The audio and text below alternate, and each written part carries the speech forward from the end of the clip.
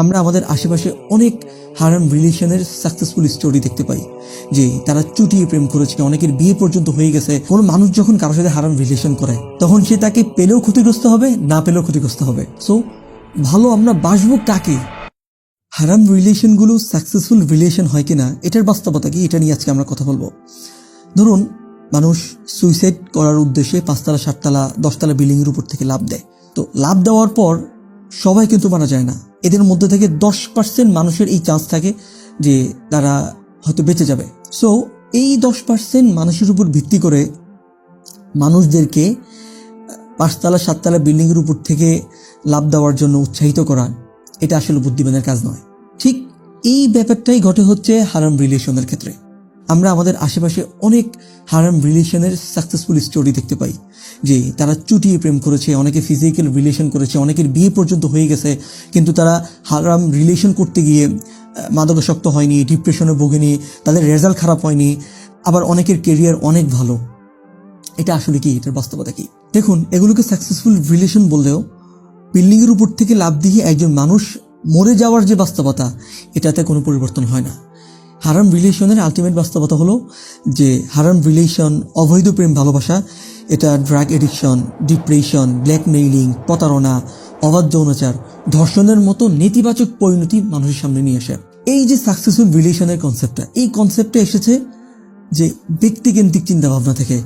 যে অনেকে ধরে নেয় হারাম রিলেশনের প্রভাব শুধুমাত্র ব্যক্তিকেন্দ্রিক না, বরং 90% ক্ষেত্রে দেখা গিয়েছে যে হারাম রিলেশনের যে নেতিবাচকতা, এই নেতিবাচকতার মাসুল গুনতে হচ্ছে পরিবার, সমাজ এবং রাষ্ট্রকে। সো পার্টিকুলার কোনো পার্সনের রিলেশন করতে গিয়ে সে খুব মজায় আছে, সে খুব হেলদি রিলেশনে আছে, এটা খুব সাকসেসফুল রিলেশন, এটার উপর ভিত্তি করে সমাজের ব্যাপকভাবে সবার জন্য এই নিয়ম প্রযোজ্য না। আচ্ছা, হারাম রিলেশনের ক্ষেত্রে মূল ব্যাপারটা কি? মূল ব্যাপারটা হলো যে আল্লাহ তাআলা এটাকে নিষিদ্ধ করেছেন, এটা পাপ। আর এটা এমন একটা পাপ যেটা অন্যান্য পাপের দরজাকে উন্মুক্ত করে। যেমন একজন ছেলে মেয়ের মধ্যে যদি হারাম রিলেশন চলতে থাকে, তখন তাদের মধ্যে চোখের জিনা, হাতের জিনা, পায়ের জিনা, অন্তরের জিনা, কথা বলার জিনা সহ নানা ধরনের গুনাহ সংগঠিত হয়। আর কোনো একটা গুনাহ সংগঠিত হওয়ার জন্য, কোনো একটা গুনাহ সাব্যস্ত হওয়ার জন্য আল্লাহ সুবহানাহু ওয়া তাআলার আদেশ যথেষ্ট। আল্লাহ তাআলা এটাকে হারাম সাব্যস্ত করেছেন, আল্লাহ তাআলা এটা করতে নিষেধ করেছেন, এটা গুনাহ হওয়ার জন্য, পাপ হওয়ার জন্য এটাই এনাফ। সো এর জন্য দলিল খুঁজতে যাওয়া, এর জন্য কারণ খুঁজতে যাওয়া, ফলাফল খুঁজতে যাওয়া, এটা আমাদের অনুভূতি শূন্যতা এবং ধর্মনিরপেক্ষতা তথা সেকুলারিজমের একটা পার্শ্ব প্রতিক্রিয়া। এটা খুব সিম্পল যে হারাম রিলেশন কি। হারাম রিলেশন হলো যে মানুষের প্রাকৃতিক চাহিদা পূরণ করার একটা অবৈধ পন্থা। ইয়েস, পৃথিবীতে সব কিছুর একটা লিগ্যাল প্রসেস, একটা ইলিগ্যাল প্রসেস আছে। যেই জিনিসটার বৈধ প্রসেস আছে সেটা সেই বৈধ প্রসেসে না করে অবৈধ প্রসেস করলে সেটা হারাম হয়ে যায়। যেমন ধরুন, মানুষ ব্যবসা করে আর্ন করার জন্য। সো আর্ন করার জন্য লিগ্যাল প্রসেস হচ্ছে ব্যবসা করব বা অন্যান্য যত বৈধ পন্থা আছে সেভাবে করব। কিন্তু আমি যদি টাকা আর্ন করার জন্য মানুষের উপর জুলুম করি, সুদ খাই, ঘুষ খাই, তাহলে কি সেটা হালাল হয়ে যায়?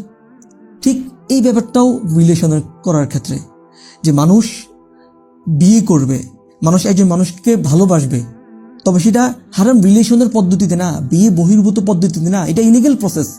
লিগ্যাল প্রসেস হচ্ছে বিয়ের মাধ্যমে একটা সুন্দর সম্পর্ক তৈরি করবে। একবার এক সালাফকে জিজ্ঞাসা করা হয়েছিল যে হারাম রিলেশন কি। তখন তিনি বললেন যে হারাম রিলেশন হচ্ছে অন্তরের একটি রোগ।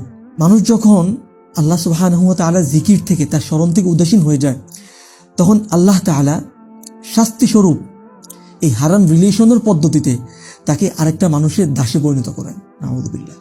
আল্লামা ইবনে তাইমিয়া রাহিমাহুল্লাহর বিখ্যাত একটি গ্রন্থ মাজমাউল ফাতাওয়া, সেই মাজমাউল ফাতাওয়াতে ওনার বিখ্যাত একটি কোটেশন আছে। সেটি হলো যে কোনো মানুষ যখন কারোর সাথে হারাম রিলেশন করে তখন সে তাকে পেলেও ক্ষতিগ্রস্ত হবে, না পেলেও ক্ষতিগ্রস্ত হবে। তাকে না পাওয়ার ক্ষতিগ্রস্ত কি? সেটা হচ্ছে এই যে অস্থিরতা, এক ধরনের ছেঁকে খাওয়া, ডিপ্রেশনে চলে যাওয়া, সেটা কখনো কখনো সুইসাইড পর্যন্ত গিয়ে গড়ায়। আর তাকে পাওয়ার পর ক্ষতিগ্রস্ত কি? সেটা হলো যে সে তাকে যতটুকু উপভোগ করতে পারবে তার চেয়েও বেশি সে কষ্ট পাবে। আমরা যেটাকে সাকসেসফুল রিলেশন বলছি, এটা সত্যি সাকসেসফুল রিলেশন কিনা? দেখুন, কখনো কখনো প্রেম ভালোবাসা মানুষকে কুফুরের পর্যায়ে পর্যন্ত পৌঁছে দেয়। আমরা যেই ভালোবাসা করে সাকসেসফুল হতে চাই, সেই ভালোবাসা আমাকে ইমানের গণ্ডি থেকে বের করে দিচ্ছে। আল্লামা ইবনুল কাইয়িম আল জাওযী রাহিমাহুল্লাহ বলেন যে অবৈধ প্রেম ভালোবাসা কখনো কখনো মানুষকে ইমানের গণ্ডি থেকে বের করে কুফুরের গণ্ডিতে নিয়ে যায়। সেটা কিভাবে? যে কখনো কখনো এমন হয় যে প্রেমিক আল্লাহ সুবহানাহু ওয়া তাআলার সন্তুষ্টির উপর তার প্রেমাস্পদের সন্তুষ্টিকে প্রাধান্য দিয়ে ফেলে। জাস্ট একটা এক্সাম্পল দেই, যেমন আপনি যার সাথে রিলেশন করছেন সে চায় যে আপনি বোরকা পরিধান করবেন না, আপনি একটু খোলামেলাভাবে তার সাথে ডেটিং করতে যাবেন। আর পর্দা করা হচ্ছে আল্লাহ সুবহানাহু ওয়া তাআলার আদেশ, একটি ফরজ বিধান। সো এই যে তার মনোরঞ্জন করার জন্য আপনি আল্লাহ সুবহানাহু ওয়া তাআলার একটা বিধানকে জলাঞ্জলি দিলেন, এই ব্যাপারটা ঠিক কি? আমি বলবো না, আপনি এটা যাচাই বাছাই করেন। সো মানুষ যেটাকে প্রেম মনে করে, মানুষ যেটাকে সাকসেসফুল রিলেশন মনে করে, সেটার মধ্যে সাকসেসফুল রিলেশন না, সেটা হচ্ছে এক ধরনের ব্যর্থতা। এটা হচ্ছে আমাদের জ্ঞানের স্বল্পতা, আমাদের বোঝের স্বল্পতা, আমাদের অনুভূতিহীনতা। দেখুন, আল্লাহ সুবহানাহু ওয়া তাআলা আমাদেরকে সৃষ্টি করেছেন, তিনি আমাদেরকে কতটা ভালোবাসেন। তিনি আমাদেরকে প্রতিটি মুহূর্তে অক্সিজেন দেন, অনেক অনেক নিয়ামত দেন। যদি তিনি আমাদেরকে ভালো না বাসতেন, তাহলে এই যে আমরা এত এত পাপ করি, এত এত গুনাহ করি, চাইলে তিনি আমাদেরকে ধ্বংস করে দিতে পারতেন। তিনি আমাদেরকে ধ্বংস করছেন না, তিনি আমাদেরকে সুযোগ দিচ্ছেন। সো ভালো আমরা বাসবো কাকে? নিশ্চয়ই আল্লাহ সুবহানাহু ওয়া তাআলাকে। আমরা একটা জিনিস আসলে বুঝতে চেষ্টা করি না, সেটা হলো তাহলে ইসলাম কি প্রেম ভালোবাসা নেই?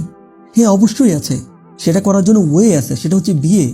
আপনি বিয়ে করুন, খুব সুন্দরভাবে একটি দাম্পত্য জীবন শুরু করুন। আল্লাহ সুবহানাহু ওয়া তাআলা সেখানে একটা হারাম প্রেম ভালোবাসা থেকে আরো বেশি মহাব্বত আপনাদের মধ্যে ঢেলে দিবেন। এটা হচ্ছে ওয়ে। আল্লাহ সুবহানাহু ওয়া তাআলা চান যে আপনি আপনার জীবনের প্রতিটা ক্ষেত্রে তার আদেশ অনুসরণ করে, তার বিধানকে মেনে সেটা আপনি লিড করেন। এটাই আল্লাহ সুবহানাহু ওয়া তাআলা আপনার কাছে চান, আপনার কাছ থেকে তিনি এটা আশা করেন। সো ইসলামে প্রেম ভালোবাসার ক্ষেত্রে আমাদের সবার আগে প্রাধান্য পাবে হচ্ছে আল্লাহ। ওয়াল্লাযীনা আমানু আশাদ্দু হুব্বান লিল্লাহ, যারা মুমিন তারাই আল্লাহ সুবহানাহু ওয়া তাআলাকে সবচেয়ে বেশি ভালোবাসে। সো সবার আগে প্রায়োরিটি আল্লাহ সুবহানাহু ওয়া তাআলা। এরপর হচ্ছে রাসূল সাল্লাল্লাহু আলাইহি ওয়াসাল্লাম। রাসূল সাল্লাল্লাহু আলাইহি ওয়াসাল্লাম বলেন, লা ইউমিনু আহাদুকুম হাত্তা তাকুনা হাব্বা ইলাইহি মিন ওয়ালিদিহি ওয়া ওয়ালাদিহি ওয়ান নাসি আজমাইন। তুমি ততক্ষণ পর্যন্ত প্রকৃত মুমিন হতে পারবে না যতক্ষণ পর্যন্ত না তুমি সবকিছু চেয়ে তোমার সন্তান, পিতামাতা ইত্যাদি থেকে তুমি রাসূল সাল্লাল্লাহু আলাইহি ওয়াসাল্লামকে বেশি ভালো নামাজবে।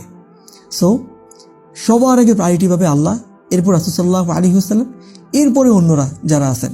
আল্লাহ এবং তার রাসূলকে ভালোবাসার অর্থ হলো আল্লাহ তাআলার বিধানগুলো মানা, রাসূল সাল্লাল্লাহু আলাইহি ওয়াসাল্লাম যে লাইফ স্টাইল আমাদের জন্য রেখে গেছেন তার সুন্নাহগুলো মানা, প্রফেটিক লাইফ স্টাইলকে ফলো করা।